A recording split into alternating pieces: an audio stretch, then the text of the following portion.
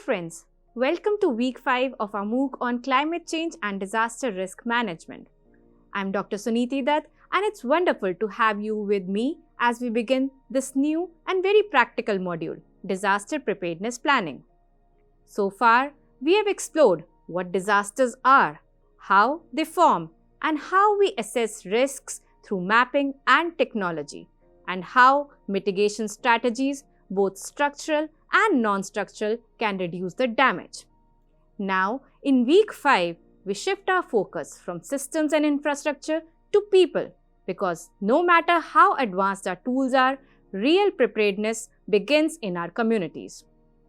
This unit, Community-Based Disaster Preparedness, is about putting local people at the center of disaster planning. We'll look at 3 essential components: risk communication, education, and stakeholder participation. Each of these plays a vital role in helping communities anticipate disasters, act early, and recover faster. So, let's begin with the first one, risk communication. Risk communication is simply about sharing clear and timely information before and during a disaster so that people know what's happening, what it means, and what they should do. It's not just about sending warnings, it's about creating trust and understanding between authorities and citizens. Imagine there's a cyclone approaching the Odisha coast. When people receive a warning message through mobile alerts or local loudspeaker, they don't just need data, they need clarity. They need to know when the cyclone might hit, where to go, and how to stay safe. That's what effective risk communication does. It converts the scientific information into actionable advice. In India, risk communication has saved countless lives. During Cyclone Dana in 2024, for instance, early mobile alerts reached over 1.5 million people, and timely evacuation led to 0 deaths in several coastal villages. Similarly, in Wayanad, WhatsApp groups and community announcements helped evacuate more than 10,000 residents before landslides occur. From text messages and radio broadcasts to door-to-door awareness campaigns, multiple channels work together to reach everyone, even those without smartphones or internet access. And it's not a one-way street. Good communications listens as well as speaks. Communities often provide feedback about the local conditions, helping the authorities refine the warnings. In short, risk communication builds trust, reduces panic, and transforms knowledge into timely action. Climate change is making this communication more urgent than ever. With unpredictable monsoons, stronger cyclones, and longer heat waves, people need accurate, accessible, and localized information. For example, India's 7,500-kilometer coastline now faces up to 6 cyclones a year, many of them intensified by the warmer oceans. Without early and reliable communication, millions of people would be at risk. So, climate-informed risk communication bridges the gap between scientific forecasts and community action, turning weather data into life-saving decisions. Next, we'll talk about education for preparedness. The second pillar of community-based disaster preparedness is education. Education, in this particular context, doesn't mean classroom teaching. It means empowering people with the skills and confidence to respond effectively when a disaster strikes. When communities know what to do, from preparing emergency kits to understanding the evacuation routes, panic turns into purpose. In India, education programs have already shown amazing results. After Cyclone Michaung in 2023, school-based programs in Tamil Nadu trained over 1 lakh students in evacuation techniques as well as first aid, helping children become messengers of safety in their families.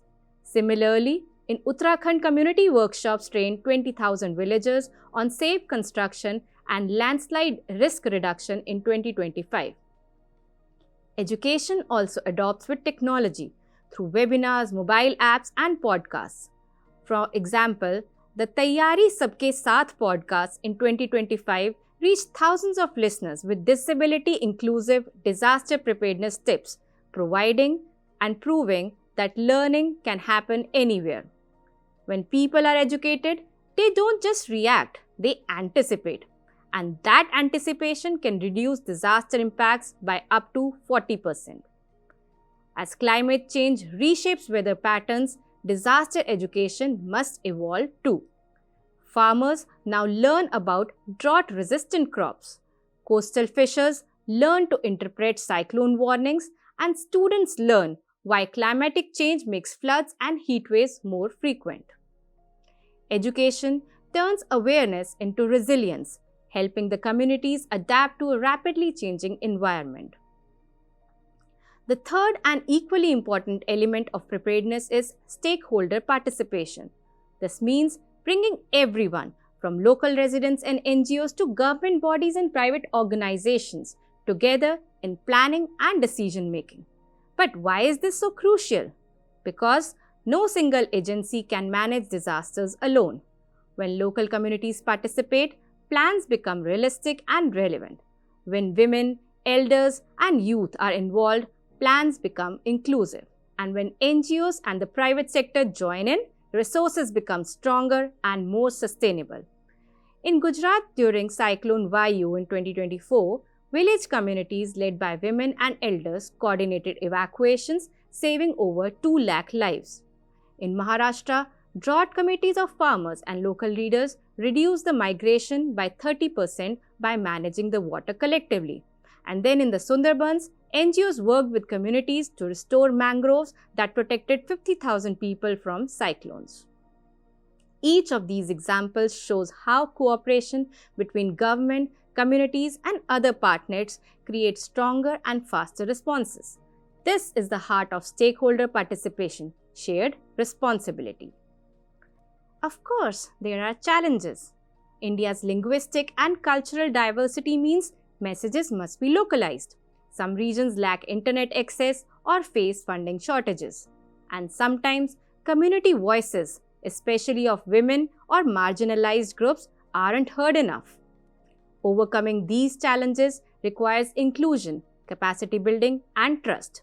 When communities feel ownership of disaster plans, they protect them as their own. That's the goal of community-based preparedness, turning people from victims into leaders of resilience. So friends, as we have seen, community-based disaster preparedness is not just about technology or infrastructure, it's about people, knowledge, and cooperation. When communities communicate risks clearly, educate themselves, and work together with all the stakeholders, they build a foundation of safety that no storm can easily shake. Prepared communities save more lives, recover faster, and stand stronger against the future challenges, especially in a world shaped by climate change. In our next unit, we'll explore one of the most powerful tools that supports this preparedness, that is early warning systems. We'll see how cyclone alerts, flood sensors, and mobile technologies are helping India predict disasters and act before tragedy strikes. So stay tuned and remember, true preparedness begins not in government offices but in every home, every classroom, and every community. Thank you for joining me and see you in the next session.